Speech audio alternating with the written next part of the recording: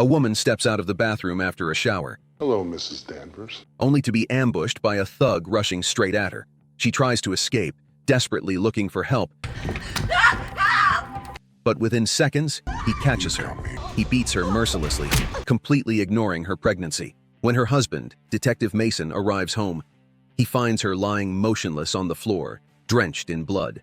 The thug stands over her, his eyes filled with defiance. Rage surges through Mason as he grips his gun, ready to pull the trigger. But at the last second, his partner, Joel, stops him. He's not worth it. He's not worth it, Mason. Mason collapses beside his wife's lifeless body, his cry echoing through the room. This hatred begins long before. It all starts with a high-stakes mission. Detectives Mason and Joel are assigned to arrest drug lord Victor Abbott and his brother Griffin. During the ambush, Griffin strikes first, catching them off guard. Armed and ruthless, he manages to take Joel out of the fight, forcing him to retreat. Joel barely manages to hide before Griffin finds his position. Don't make me come in there looking for you. Just bought a new suit. But just as he is about to strike, Mason intervenes.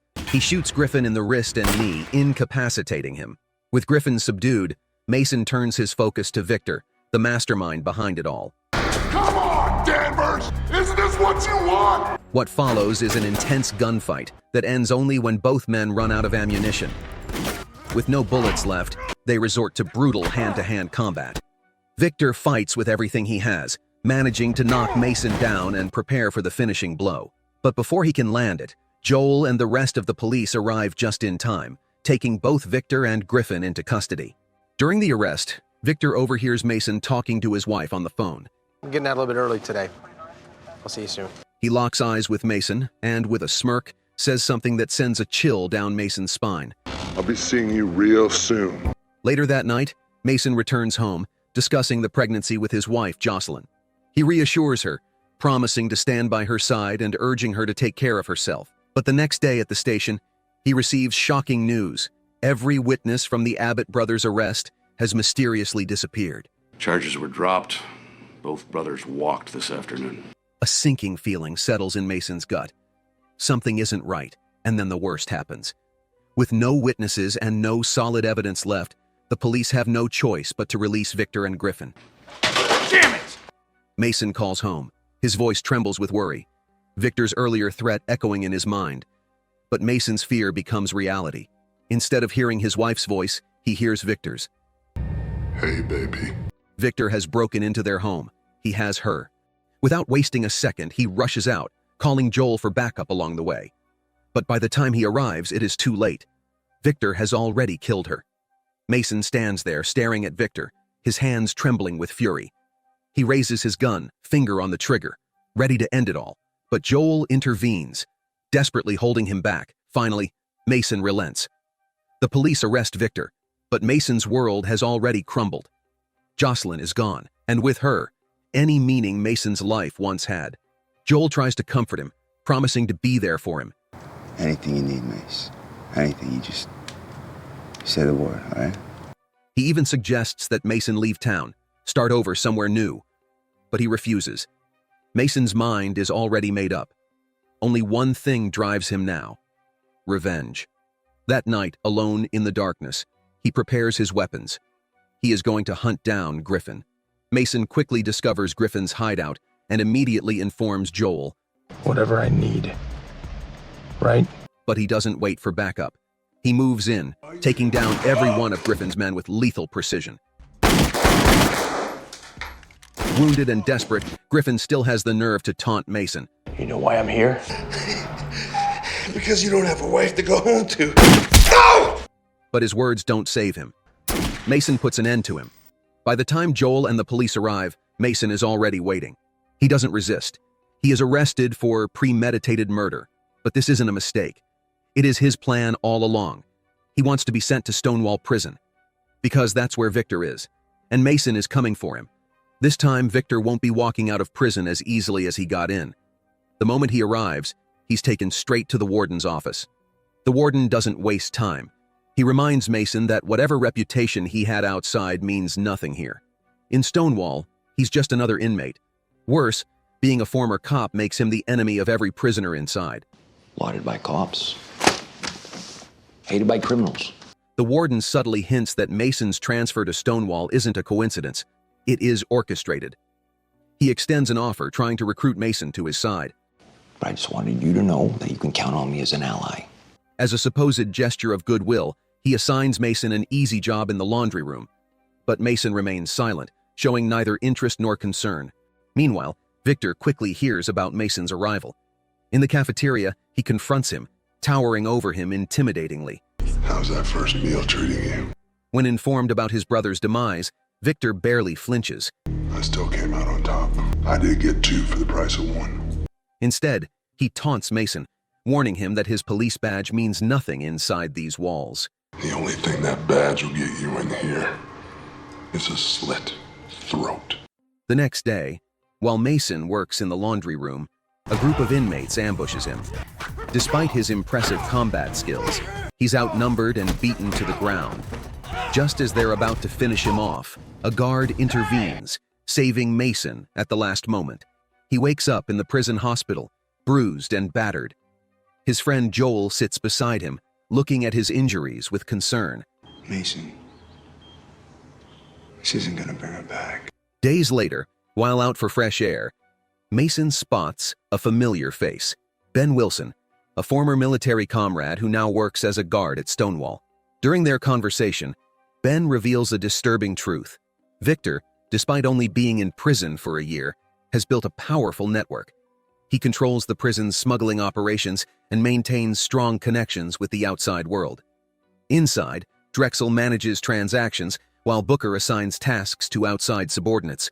Ben also reveals that Victor's imprisonment and release are orchestrated by someone behind the scenes to use him for dirty work. Abbott may be the body of the snake, but he's not the head. Do yourself a favor and remember that. Mason immediately suspects the puppet master is the warden. Looking at a photo of his wife, Mason vows to avenge her, even if it costs him his life. The next day, Mason shares what Ben told him with Joel and asks him to investigate how many inmates have mysteriously walked out of Stonewall. Victor could not have free reign without someone like Snyder.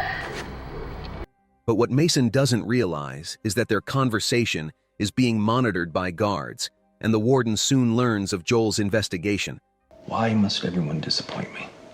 At night, Mason recalls the brutal attack by the other inmates and decides it's time for payback. He retrieves a pen from under his bed and carefully sharpens it into a makeshift dagger. When the prison plunges into darkness, he sneaks into the bathroom and confronts one of his attackers. The fight is brutal. Although Mason severely injures the inmate, he struggles to gain the upper hand. Just as the sharpened pen nears Mason's throat, the inmate collapses from blood loss, allowing Mason to narrowly escape.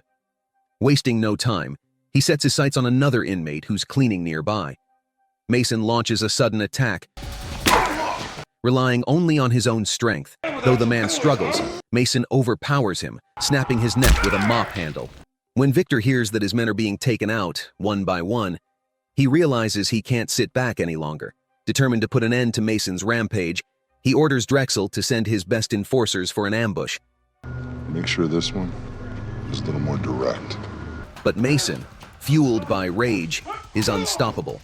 Just as he's about to take down another target, a guard intervenes, striking him down and dragging him to the warden's office. Instead of punishing him, the warden makes an offer. If Mason agrees to be his enforcer, taking out anyone the warden wants gone, his actions in prison will be overlooked. Bloodshed doesn't concern the warden as long as the right people disappear. But Mason, a former cop, refuses to be corrupted. So maybe we can come up with an arrangement that would be mutually beneficial. Would that interest you, Mr. Danvers? No. His defiance infuriates the warden, who orders him to be thrown into solitary confinement for a week. Before leaving, Mason angrily confronts the warden. Do you have a mutually beneficial agreement with Victor Abbott? Meanwhile, one of Mason's earlier victims survives and warns Drexel. Mason isn't someone to be messed with. Once released, Mason silently makes his way to the laundry room. Seizing a moment when no one is watching, he pries off a piece of metal from a heating pipe and hides it in his clothes, preparing for what comes next. That night, he carefully sharpens the metal, crafting it into a deadly knuckle ring. His hunt continues. Mason tricks his cellmate into calling RB to the cell. The moment RB steps inside, Mason strikes. One brutal punch to the throat, then another, until RB stops moving. Victor's men are wiped out one by one, and when Victor learns what's happening, he finally snaps. He storms into the warden's office, confronting him. Patience is running real thin with Danvers. But the warden, unimpressed by Victor's performance, isn't eager to intervene. He wants Victor to handle business outside the prison, not create chaos within it. You are of no use to me in here. Then, he drops a bombshell. He was the one who arranged for Mason to be here in the first place. Furious, Victor realizes he's being played. To temporarily appease Victor and eliminate a potential threat, the warden gives him a name: Joel. A guard tricks Joel into coming to the prison under the pretense that Mason has died. But it's a trap. Victor's men ambush and beat Joel until he doesn't move, while Mason is forced to watch. The warden is pleased. Joel, a threat to his operation, is gone, and both Victor and Mason are under control. However, Victor's reputation takes a hit as rumors spread that the warden might be backing Mason as a new power. Saying they're gonna make a play for power. You think you're losing it, Vic? This infuriates Victor further. Devastated by Joel's death, Mason realizes he can't defeat Victor alone. His only option is to strike a deal with the warden. Reluctantly, he approaches the warden to discuss an alliance. The warden agrees, but on his terms, Mason will help maintain order and eliminate anyone who poses a threat. Mason wants to know why he was chosen for this role. You have the skills of a cop and the constitution of a cold-blooded killer. The warden avoids a direct answer, but makes it clear he wants Victor eliminated. Mason agrees, but not without conditions of his own. Late one night, Booker is lured out by guards under the pretense of meeting the warden.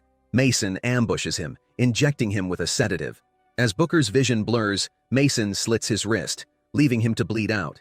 The next day, Victor learns of Booker's death and confronts the warden, realizing the warden is abandoning their partnership in favor of Mason. You are aligned with him.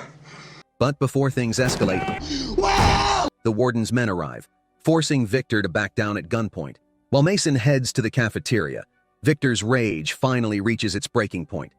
Without a word, he pulls out a knife and moves toward Mason, ready to strike. But Mason senses the danger. Before Victor can make his move, Mason suddenly lands a powerful punch on a nearby guard, creating chaos in the cafeteria. The distraction buys him just enough time to avoid the attack, but he is quickly subdued and thrown back into solitary confinement. In the isolation cell, Ben visits Mason and informs him that his bold moves have already caused some of the inmates to secretly root for him. Curious, Mason asks Ben about his stance. What about you, Ben? Are you rooting for me? But Ben simply replies that he never takes sides too early. I haven't picked sides since the 7th grade. That's why I'm still alive today.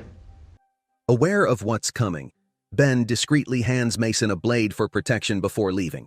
Just before Mason's release from solitary, the warden discusses their arrangement, but is stunned when Mason denies any agreement existed. Mason understands that while Victor killed his wife, everything traced back to the warden who released criminals, setting the tragedy in motion. Victor Abbott may have killed my wife, but we both know who let him out. The warden storms out. Realizing Mason won't cooperate, the warden turns back to Victor, offering gestures of goodwill, trying to rekindle their alliance. Meanwhile, he warns Mason that he has filed for Mason's transfer out of Stonewall. And your little game will be over. Mason knows time is running out. If he wants to settle things with Victor, it has to be now. Through his cellmate, Mason learns that Drexel is on the roof. Mason confronts Drexel, and the two engage in a vicious fight. Just as Mason gains the upper hand, two large men ambush him from behind. Despite being outnumbered, Mason skillfully turns the tables, taking down the two attackers.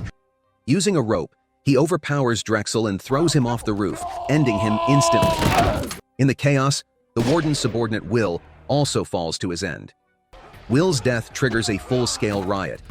Inmates seize weapons, gunfire erupts, and the entire facility descends into chaos, with brutal fighting breaking out in every corner. From above, Ben watches everything unfold, gripping a gun in his hands. Meanwhile, Victor grabs a gun from one of his men and fires several shots at Mason. However, his aim is off, and each bullet hits a different inmate instead. As Mason closes in, the two finally face off in an intense and brutal hand-to-hand fight. The warden, seeing the situation spiraling out of control, intervenes. He cannot allow Mason to gain control of the prison, but murdering a former police officer outright would be difficult to cover up. Desperate, he hands Victor a gun, placing his final bet on him. Don't screw it up this time. The warden hopes Victor can eliminate Mason once and for all. But as Mason locks eyes with Victor, he reveals a shocking truth. He helped me kill Booker.